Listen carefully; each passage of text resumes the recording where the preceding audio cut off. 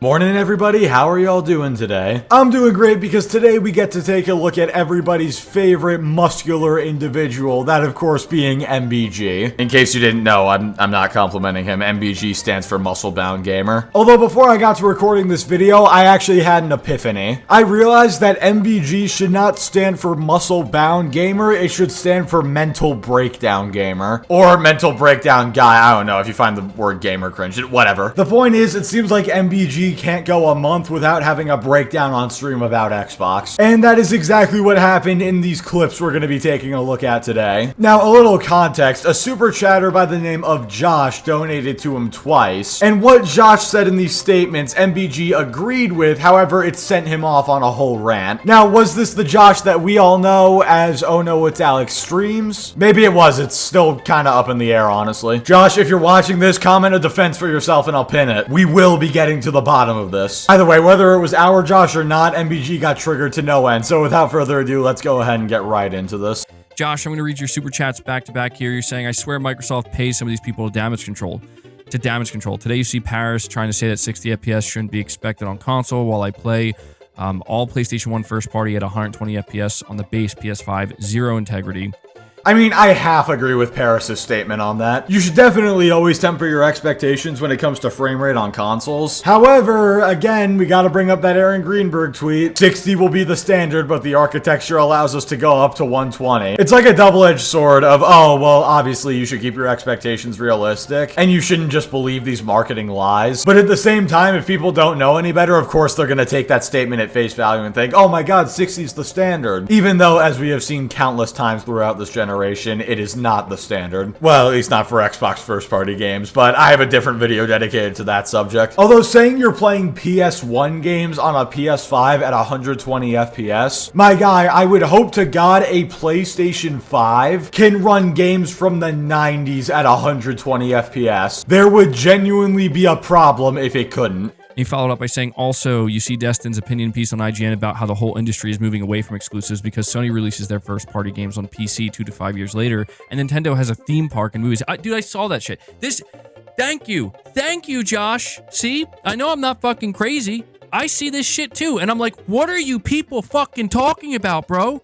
I love how mad he gets the second the idea of exclusives going away is brought up. Like, oh no, what a horrible thing that would be. And also, yes, Destin is correct. The industry is moving away from exclusive games. Sony themselves are a great example of this. It's not just 2 to 5 year old games that are getting ported to PC. We saw with The Last of Us Part 1, games are coming within 6 months now. No pun intended here, but hell, Helldivers 2 released day and date, and it is doing better on PC than on PlayStation. And now keep in mind, this is just a rumor and I don't usually trust rumors, but apparently Spider-Man 2 could be coming to PC as early 2025. Who knows, maybe even sooner than that. And plus, I think FF16 is supposed to come to PC this year. So yes, exclusives are slowly fading away as time goes on. Hell, truly exclusive games are basically gone now because they're all just timed. And now that time frame between the PlayStation port of a game and the PC port of a game is getting much smaller. And again, can I just ask, why is he so angry? And just wait, it's about to get a lot worse. Just take a look at this next clip right here.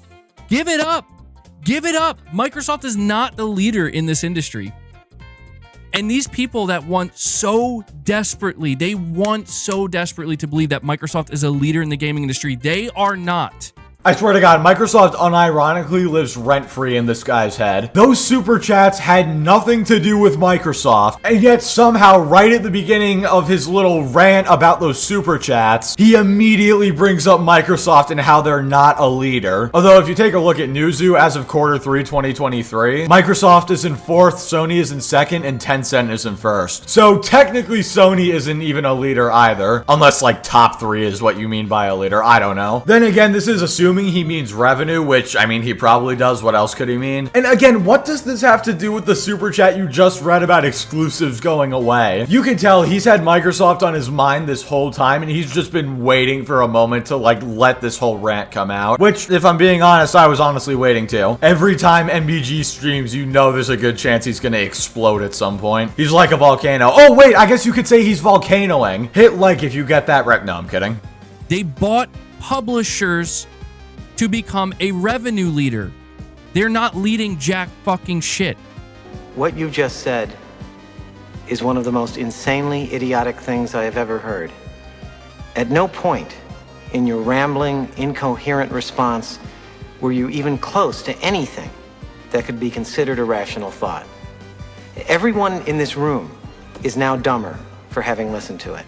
Wait, hold on, let me get this straight for a second. So, they're not leading anything in the gaming industry, but they bought publishers to become a revenue leader, but they're not leading jack. What are you talking about? Look, I get it, I stream every week, which, by the way, you should come join us 9 p.m. every Friday. Shameless plug, I know you can boo me for it. That's 9 p.m. Eastern, by the way. But either way, look, I get it, I stream every week. It's hard to just say stuff off the top of your head and be completely coherent, right? I mean, during this one video alone, I've had to delete and redo several sections several times. Because often you'll say something that doesn't make sense, or stutter, trip over your words, whatever, you have to refine it. So obviously, when you're ranting on stream, you know, you can't edit or anything. So it's all just unscripted and raw. But at the same time, there's no possible way you can contradict yourself this hard and not be semi-self-aware about it. Like, he must have realized that he said something wrong there. Microsoft isn't a leader, but they bought publishers to be a leader. I gotta be honest, my guy, the math is not mathing here. Then again, I'm not very good at math, so who knows, maybe I'm wrong. Yeah, that's right, this is math. It's called word math, aka geometry. If you've ever taken a geometry class, you know exactly what I'm talking about. God, that sucked. They're not leading jack shit. They're leading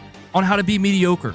That's what Microsoft is doing. That's all they've been doing. That's all they've been doing since the beginning of the Xbox One days. They're leading the way on how to be mediocre. Who the fuck is going to follow Microsoft?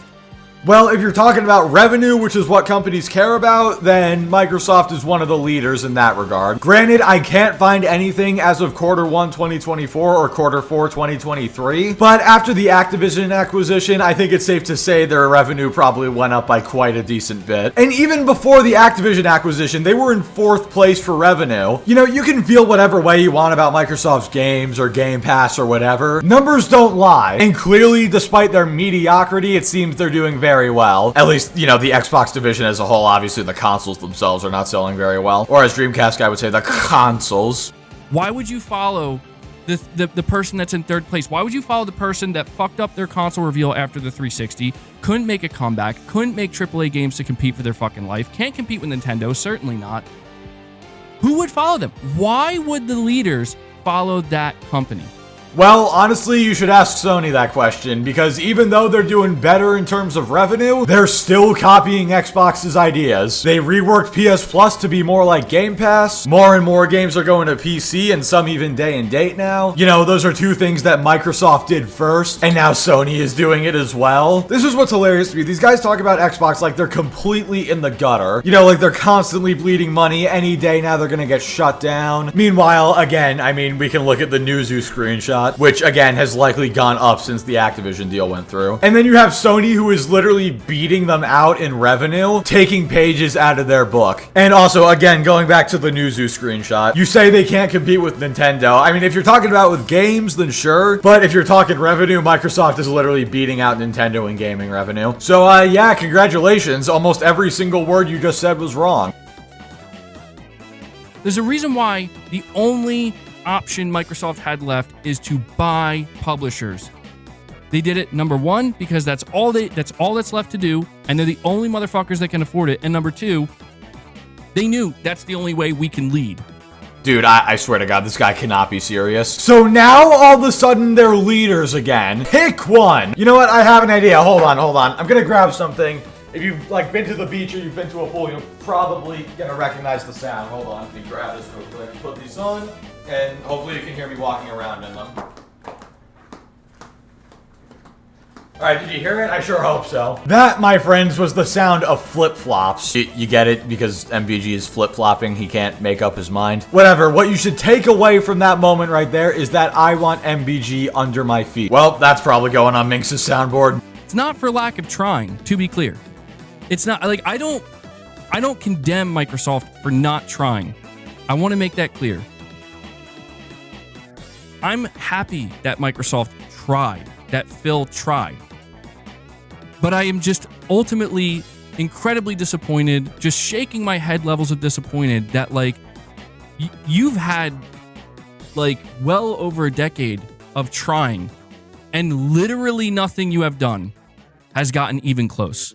I mean, again, Microsoft is not very far behind Sony in terms of revenue, and they're above Nintendo, but okay. You know what? That's it. We gotta shut Xbox down. Nothing's working. All those billions you're making each year, don't worry about it, Phil. I know you just dropped 70 billion on Activision, but forget it, man. It's just time to close your doors because Mental Breakdown Gamer over here knows that you're screwed. I would genuinely love to see an alternate timeline, just, you know, like everybody's doing multiverses now, like Marvel and Invincible. I would love to see an alternate universe where somebody like MBG or JTech is the head of PlayStation. Like, after Jim Ryan leaves, they get appointed as the head, and they're just allowed to do whatever they want. I wonder how quickly the companies would come crashing down. Also, I just mentioned Invincible, so I'm gonna say it right here. Part 2 of Season 2 was absolutely amazing. Episode 8 was genuinely awesome and gut-wrenching at times. I strongly recommend it. When that is the result, there's something fundamentally wrong. I'm talking fundamentally broken at the core. And I have spent that last decade fighting people. Like, not literally fighting them, but internet fucking warriors, bro. Coming in, telling me that I'm wrong. And it's like, I'm not fucking wrong. Look at the result. Look at the final product.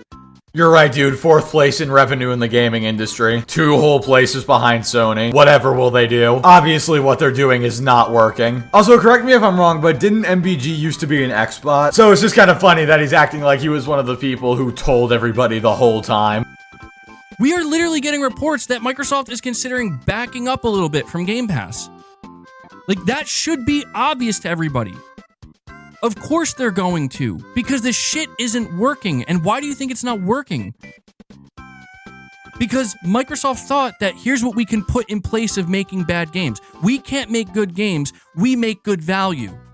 I mean, I feel like he's slightly correct on that one, maybe just a little bit. I mean, obviously, they definitely are going for value. Hell, that's why they did the Series S and only priced it at $300. But again, like I said earlier, you say, oh, Game Pass isn't working, which, I mean, admittedly, it has stagnated. But either way, you're saying, oh, it's not working, and yet here Sony is copying the model, just not the day and date part. But they reworked PS Plus and got rid of PS Now to make their service more like Game Pass. The biggest difference, again, obviously, is that they don't do day and date, which it's kind of funny to think that we got a day and date game on PC before we got a day and date game on PS Plus. Maybe that's what it is. Maybe he's mad that Sony doesn't do day and date games on PS Plus, and now he's trying to convince himself that that wouldn't work anyway. I don't know. At this point, nothing would surprise me.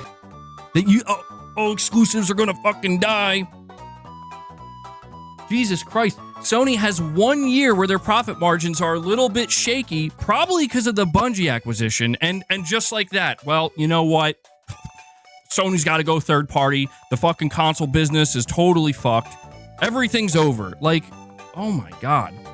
I mean, to be honest, that kind of sounds like how you're acting with Xbox, where you make it seem like they're gonna die tomorrow. Also, no, people are not saying that exclusives are gonna die because of 1 year of shaky profits. People are saying exclusives are going to die for several reasons. One, because obviously Sony is putting more and more games on PC, and with Helldivers, we've now seen day and date, which technically does make them third party, mind you. But also, we saw a few times last year, like, exclusives are just less sustainable now. Final Fantasy 16 didn't do as well as Square Enix wanted it to. Spider-Man 2 cost a ridiculous amount to make. And you love your rumors, MBG, so let's talk about this one. Remember that rumor that said Sony would cut Spider-Man 3 into 3 different parts and sell each for $50 just to be able to make a profit on the game? Man, that really makes exclusives sound like a sustainable business model. But yeah, anyway, that's basically all I wanted to cover from his stream. Maybe there's some other good parts, I'm not really sure. We went over this part on stream and it was pretty funny. So I figured, you know what, I'm kind of scraping for content right now. Might as well talk about it. And you know what? I had a good time talking about it, and I hope you guys had a good time watching. So yeah, with all that being said, thank you all so much for watching. Like the video if you liked it, dislike it if you didn't like it, subscribe if you want to see more, and I will catch you all next time.